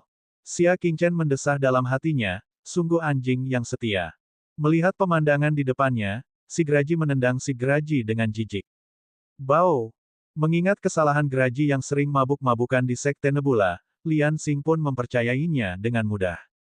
Ia bagaikan seekor burung kecil yang kembali ke sarangnya dan dengan gembira menerkam ke pelukan Xia Qingchen, memeluk lehernya dan mengusap-usapnya dengan penuh kasih sayang. Sialang, kukira aku tidak akan pernah melihatmu lagi. Xia Qingchen menghela napas lega. Dia akhirnya berhasil melewati ini.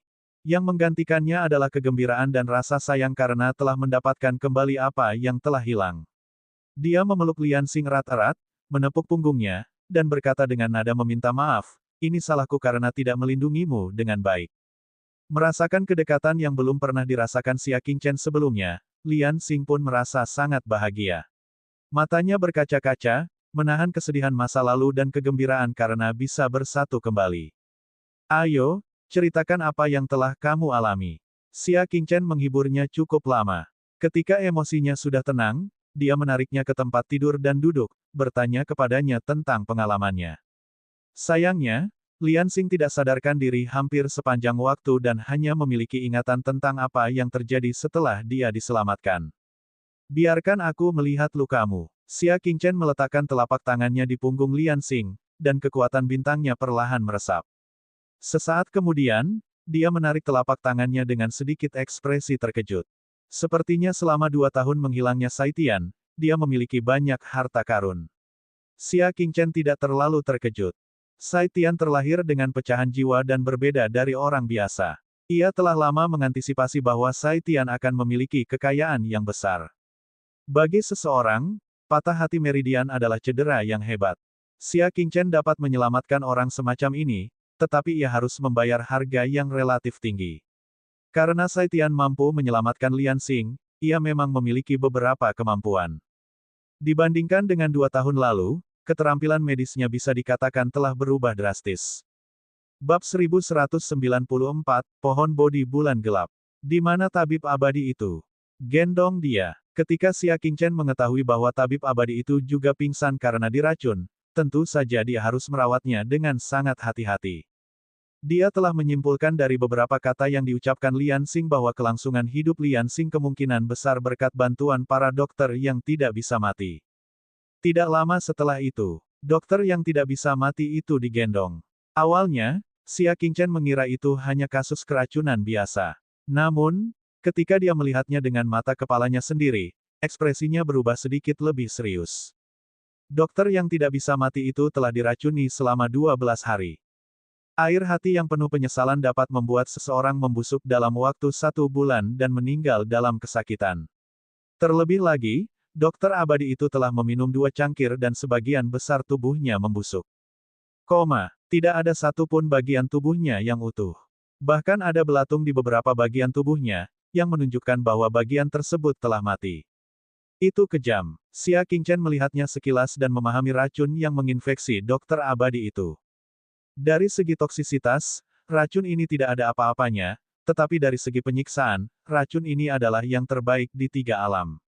Sialang, bisakah kau menyelamatkannya? Lian Xing mengerutkan kening.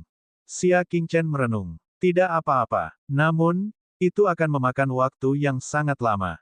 Jika dia baru saja diracuni, dia akan dapat membuang racunnya dengan mudah. Namun sekarang, rambut dokter yang tidak pernah mati itu dipenuhi racun. Tidak akan mudah untuk menyelamatkannya. Lagi pula, membuang racun itu bukan lagi kuncinya. Kuncinya adalah bagaimana memulihkan tubuhnya yang telah membusuk dan mati. Viscountess, berapa lama perburuan kerajaan akan berlangsung? 10 hari. Ada banyak ruang rahasia kosong di rumah besar sang putri. Kau bisa menyelamatkannya dari sana. Mata sang putri menoleh. Xia Qingchen menolak dengan bijaksana. Dengan statusku, tidak pantas bagiku untuk tinggal di istana putri terlalu lama. Aku punya cara sendiri untuk menghadapi ini. Selamat tinggal. Dia membawa Lian Xing yang pendendam dan sang dokter abadi keluar dari istana sang putri dan tiba di balai serikat nomor 1. Lian Xing, pendendam, jangan biarkan siapapun menggangguku selama 10 hari ke depan.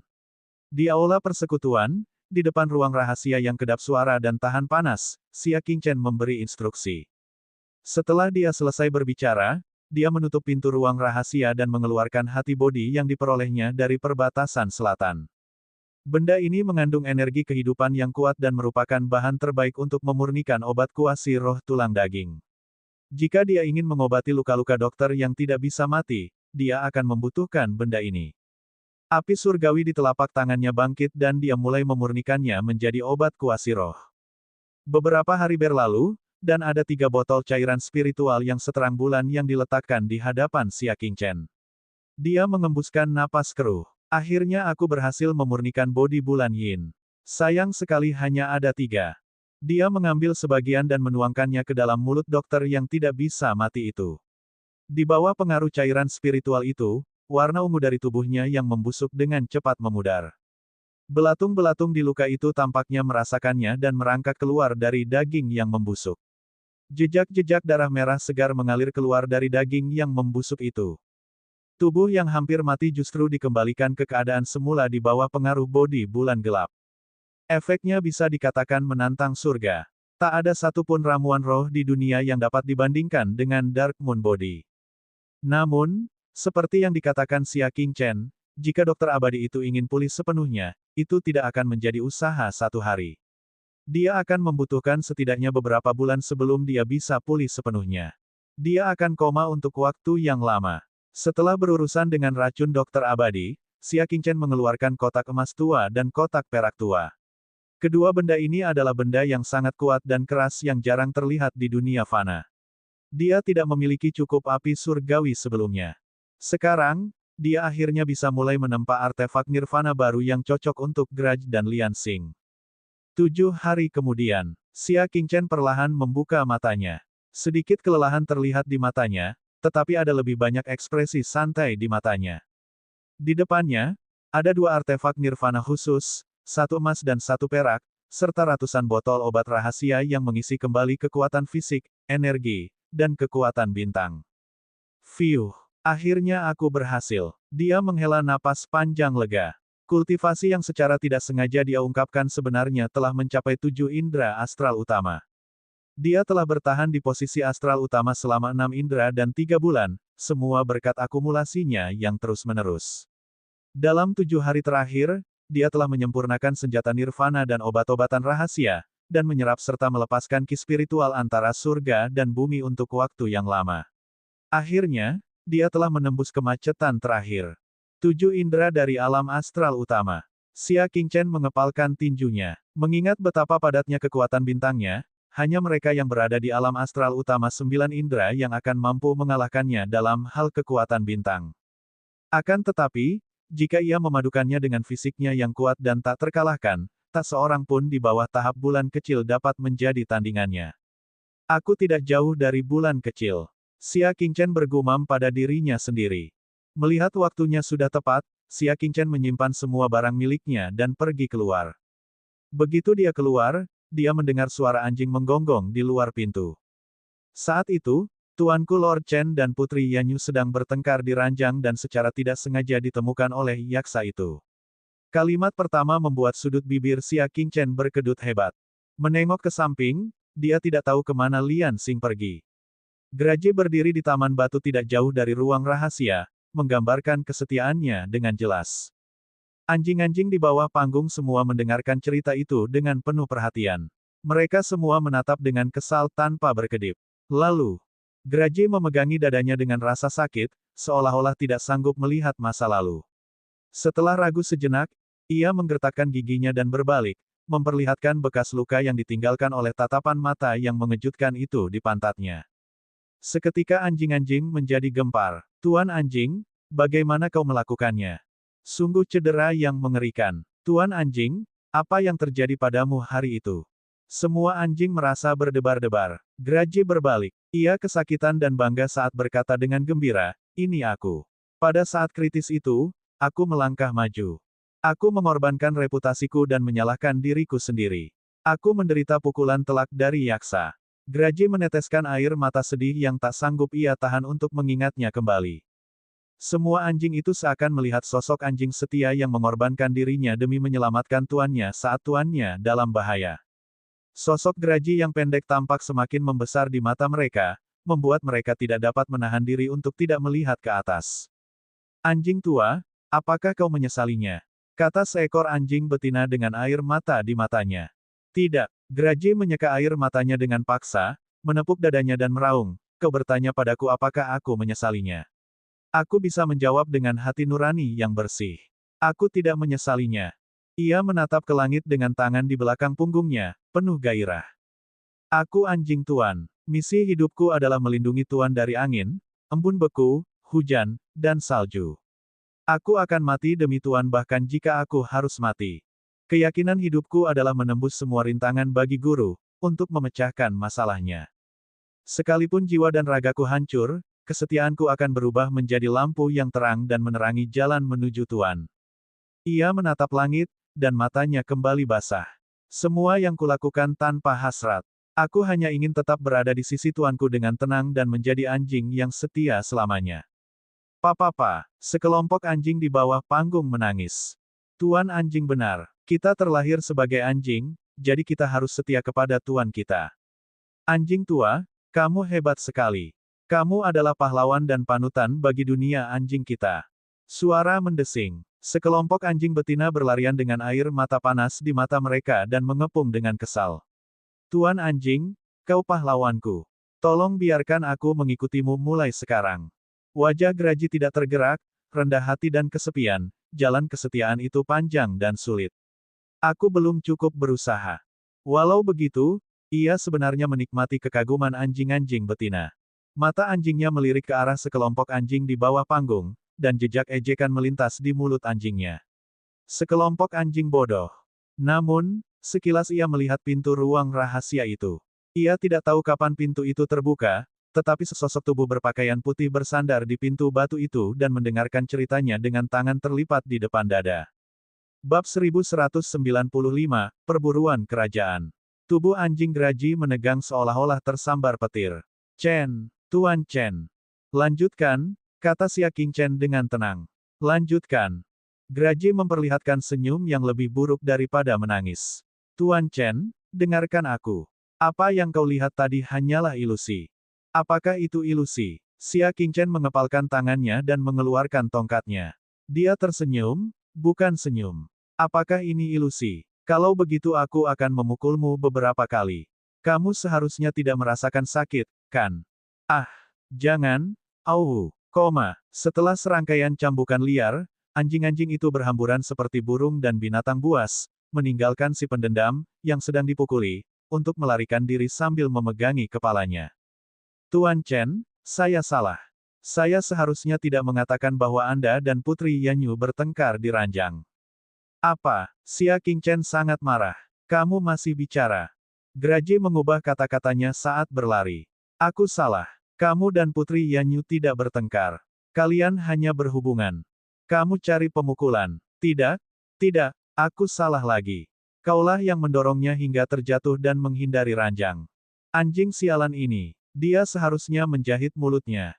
Graji sedang berlarian ketika tiba-tiba bertabrakan dengan Lian Xing, yang baru saja kembali dari luar halaman. Dia baru saja pergi ke toilet dan melihat pemandangan ini ketika dia kembali.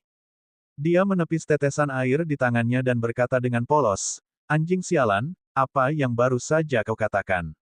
Apa maksudmu dengan kilatan ranjang?" Ekspresi Xia Qingchen berubah canggung. Dia menyimpan tongkatnya dan melotot kesal. Graji bangkit dan terbatuk, "Itu, Bad Flash, itu sebenarnya bentuk saling menghormati antara pria dan wanita." "Oh, itu etiket." Lian Xing berlari ke arah Xia Qingchen dengan semangat tinggi dan memeluk lengannya. "Sialang, aku juga ingin tidur denganmu." Batuk-batuk, batuk-batuk-batuk. Xia Qingchen hampir tersedak oleh raungan Graji. Dia menatap tajam ke arah Graji dan berkata dengan ekspresi yang tidak wajar, "Etika ini, kamu bisa mempertimbangkannya saat kamu dewasa." Seperti Putri Yanyu, Lian Xing memiringkan kepalanya dan berpikir serius. "Baiklah, aku akan tumbuh dewasa. Namun, lain kali kau dan Putri Yanyu datang, kau harus membiarkanku melihatnya." Sudut bibir Xia Qingchen berkedut. Namun dalam hatinya, ia menambahkan, hari itu tidak akan pernah datang.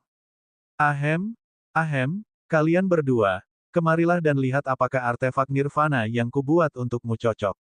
Xia Qingchen mengeluarkan tali emas dan tongkat perak. Ia memberikan tali emas kepada si pemarah dan gada kepada Lian Xing. Tali emas dikenal sebagai tali pengikat abadi emas, dan tongkat perak dikenal sebagai tongkat 7 pembunuh perak. Kalian bisa mencobanya. Bagaimana mungkin mereka tidak menyukai artefak nirvana yang disempurnakan Xia Qingchen? Graji segera mengambil tali itu dengan mulutnya. Saat menggunakannya, tali itu benar-benar dapat memanjang hingga beberapa ribu kaki dan mengikat target di kejauhan. Semakin target itu melawan, semakin erat ikatannya. Di sisi lain, Lian Xing menggunakan tongkatnya. Saat dia mengayunkan tongkatnya ke bawah, 7 kekuatan yang saling tumpang tindih muncul, dan semakin dia mengayunkan tongkatnya, semakin kuat kekuatannya. Dengan serangan terakhir, bahkan mereka yang baru saja menerobos ke tahap bulan kecil akan setengah mati. Saat tidak digunakan, entah itu tali pengikat abadi logam ke-7 atau tongkat 7 pembunuh perak ke-7, semuanya dapat diubah menjadi cairan seukuran kepalan tangan. "Kakak, Tuan Chen, ini adalah artefak super nirvana yang selama ini aku impikan." Graji begitu gembira hingga ia melompat-lompat, berlari liar di sekitar halaman. Lian Xing juga memeluk Xia Qingchen dengan gelisah dan mencium pipinya dengan kejam. "Sialang, aku mencintaimu sampai mati." Bagi Lian Xing yang bengis, gada ini hanya ditujukan untuk hatinya. Xia Qingchen mendorongnya, "Gunakanlah dengan sebaik-baiknya sesegera mungkin," katanya. Baiklah, pria dan anjing itu berlari dengan gembira untuk mengenal harta karun baru ini. Begitu mereka pergi, seorang wanita anggun berusia 25 tahun muncul di belakangnya. "Tower Lord." Xia Qingchen menoleh dan bertanya, "Apa kabar?" "Su Xin." Sebagai wakil kepala menara-menara pendengaran salju, Su Xin sekarang menjadi sosok yang kuat di alam dingin. Bahkan 10 kepala istana sangat takut padanya. Itu karena tidak seorang pun tahu berapa banyak ahli yang bersembunyi di rumah Ting Sui. Su Xin menundukkan kepalanya, "Terima kasih telah menjagaku, Tuan Menara." "Semuanya baik-baik saja." Xia Qingchen mengeluarkan 2 benda. Salah satunya adalah bodi bulan gelap, dan yang lainnya adalah kitab suci yang baru saja ditulisnya. Tidak lama lagi, seseorang akan membawamu untuk bertemu dengan 2 elit bulan tengah yang tersembunyi. Jika mereka menolak bergabung dengan rumah Ting Sui, serahkan kedua barang itu. Bulan tengah. Wajah cantik Su Xin memucat. Meskipun menara pendengar salju telah merekrut dan membeli kuda, mereka bahkan belum melihat praktisi kuat dari bulan tengah, jadi bagaimana mereka bisa berbicara tentang menyuap mereka? "Aku tidak akan mengecewakan kepala menara. Aku akan melaporkan perubahan di rumah Ting Sui selama setahun terakhir, Su Xin berhenti sejenak dan melanjutkan. Dia selalu merasa tidak nyaman, karena Xia Qingchen hampir tidak pernah bertanya tentang masalah menara pendengaran salju. Dia tidak tahu apakah dia telah melakukan pekerjaan dengan baik atau tidak. Bagaimanapun, menara pendengar salju saat ini dipenuhi oleh para ahli dan berbakat. Dia tidak memiliki kultivasi maupun bakat, jadi dia tidak memenuhi syarat untuk posisi wakil kepala menara pendengar salju. Tidak perlu. Xia Qingchen melambaikan tangannya dan pergi dengan kedua tangan di belakang punggungnya. Jangan gunakan orang lain jika kamu meragukan mereka.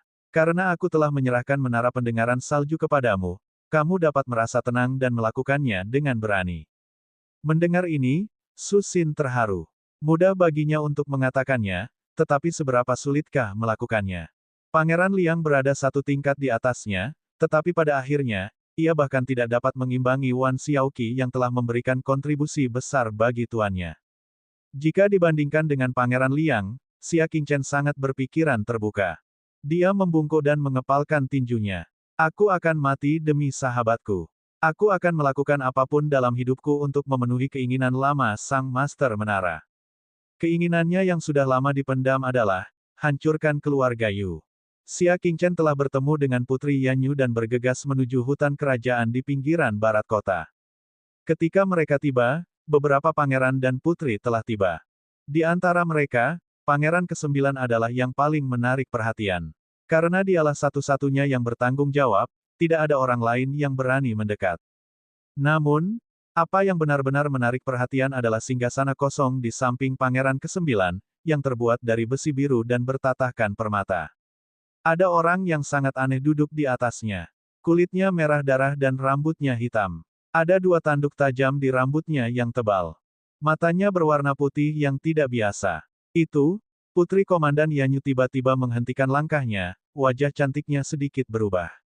Xia Qingchen melirik dan berkata dengan tenang, kamu ras campuran, kan? Kamu seharusnya keturunan iblis dan manusia. Dia sedikit terkejut melihat ras campuran seperti itu di dunia fana. Ada banyak orang seperti itu di alam dewa, tetapi sangat sedikit di dunia fana. Putri Komandan Yanyu menganggukkan kepalanya dengan penuh semangat.